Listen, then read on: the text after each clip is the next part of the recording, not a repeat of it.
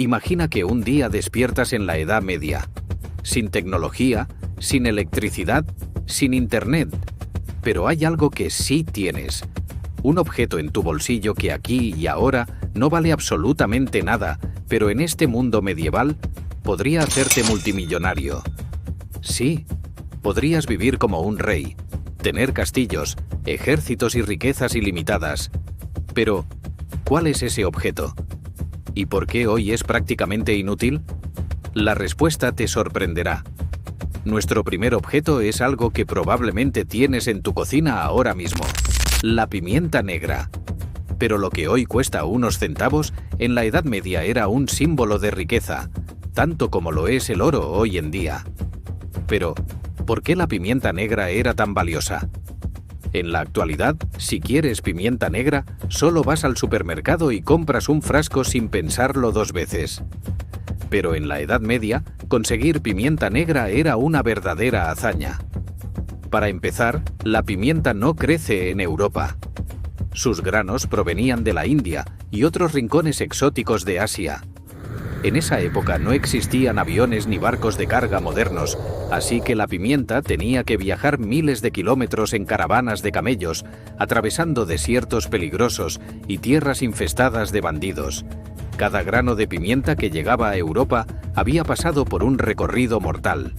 Primero se cosechaba en la India, luego se transportaba a través del Océano Índico en barcos primitivos hasta llegar al mundo árabe. Desde ahí, comerciantes la llevaban a Constantinopla y finalmente llegaba a los puertos europeos si es que no era robada antes. Imagínate lo que eso significaba en términos de costos. Cada pequeño grano de pimienta tenía que recorrer miles de kilómetros, atravesando múltiples reinos donde cada gobernante cobraba impuestos a los comerciantes que pasaban por su territorio. Para cuando la pimienta llegaba a un mercado en Francia o Inglaterra, su precio era exagerado. La pimienta como moneda de cambio. La pimienta no solo era un condimento, era literalmente dinero. Los reyes la usaban para pagar soldados, los nobles la guardaban en cofres junto con sus joyas, y en algunos lugares de Europa la pimienta podía usarse para pagar impuestos. ¿Te imaginas pagar tu renta con pimienta en lugar de dinero? Pues en la Edad Media era completamente normal.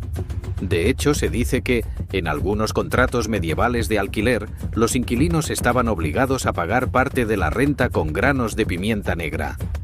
Y si eso no es lo suficientemente sorprendente, algunos comerciantes llegaban a vender su alma, literalmente, por un puñado de pimienta. En tiempos de guerra, cuando los soldados se quedaban sin provisiones, había historias de hombres que entregaban sus armas, su ropa e incluso sus tierras a cambio de un saco de pimienta. En los registros históricos hay documentos que indican que en 1430 un solo kilo de pimienta podía valer lo mismo que un esclavo o un caballo de guerra bien entrenado.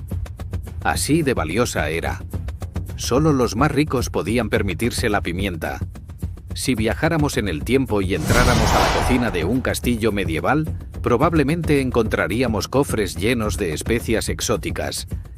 En cambio, si entráramos en la casa de un campesino común, lo más seguro es que jamás hubiera visto ni probado la pimienta en su vida. Para los más pobres, la comida se basaba en pan, sopa y carnes saladas.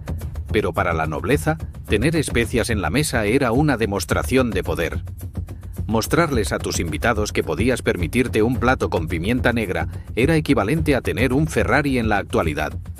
Los banquetes de los reyes solían incluir carnes completamente cubiertas con pimienta negra, no solo para mejorar el sabor, sino para presumir su riqueza. Algunos cronistas cuentan que, durante un banquete en el siglo XIV, un rey de Francia ordenó servir un jabalí entero asado y cubierto con una capa gruesa de pimienta negra, solo para demostrar su poder y riqueza.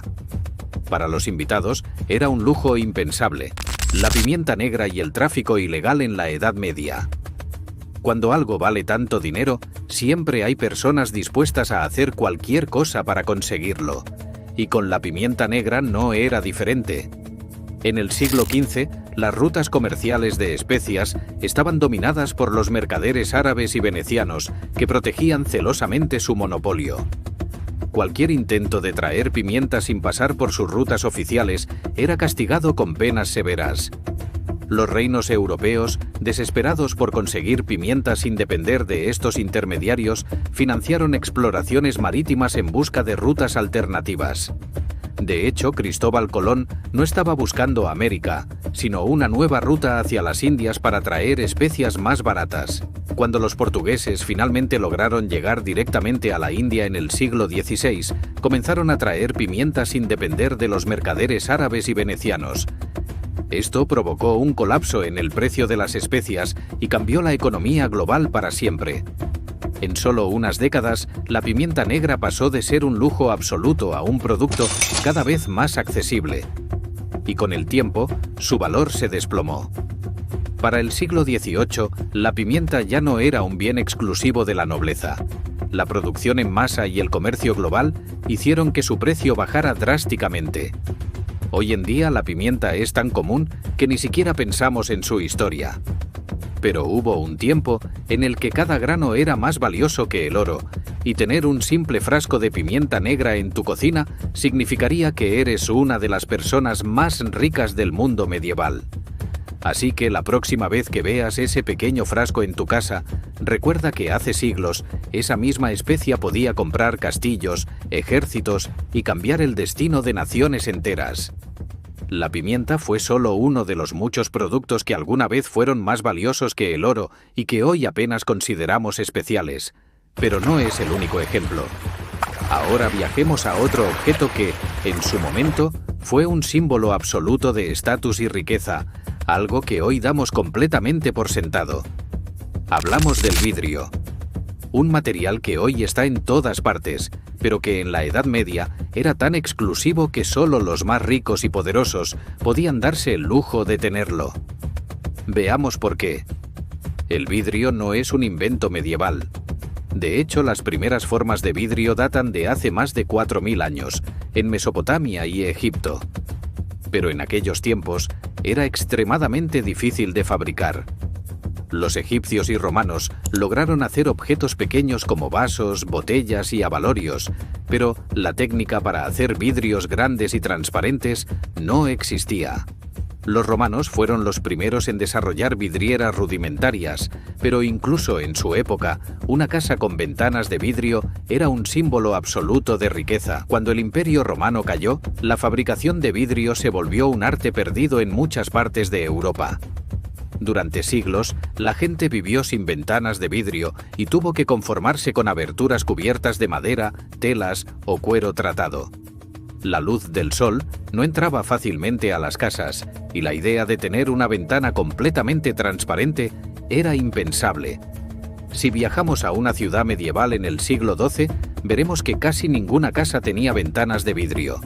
Ni siquiera los castillos lo tenían.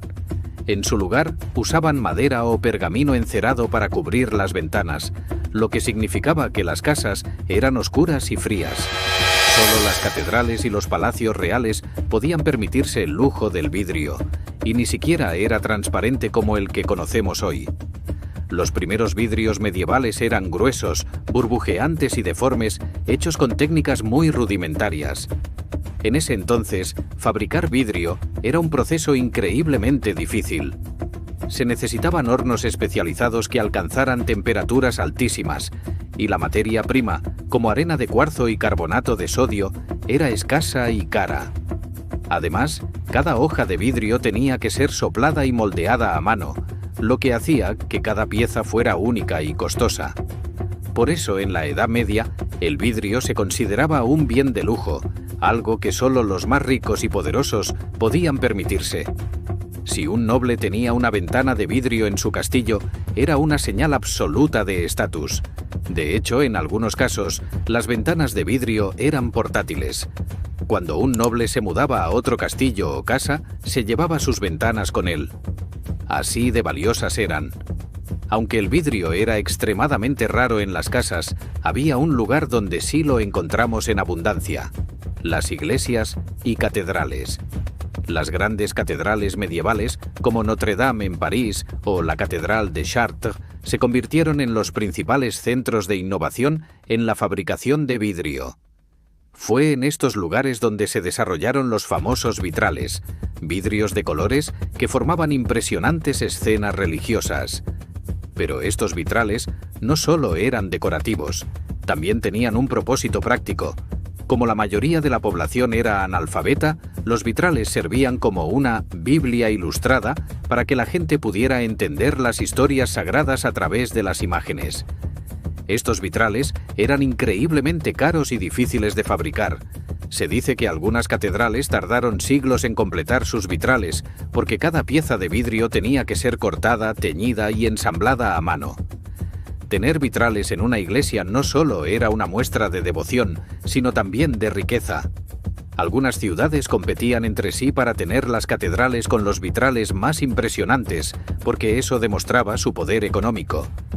Como el vidrio era tan valioso, algunos comerciantes medievales se especializaron en su fabricación y venta. Venecia, en particular, se convirtió en la capital mundial del vidrio, y los vidrieros venecianos eran considerados los mejores del mundo. La isla de Murano, en Venecia, se convirtió en el principal centro de producción de vidrio. Pero el vidrio era tan valioso que el gobierno veneciano impuso leyes estrictas para proteger su industria. A los artesanos del vidrio se les prohibía salir de la isla bajo pena de muerte, porque se temía que pudieran llevarse sus secretos de fabricación a otros países. Los vidrieros venecianos inventaron técnicas revolucionarias, como el cristal transparente y los espejos de alta calidad. Durante siglos, estos productos fueron más caros que las joyas y se vendían solo a reyes y nobles.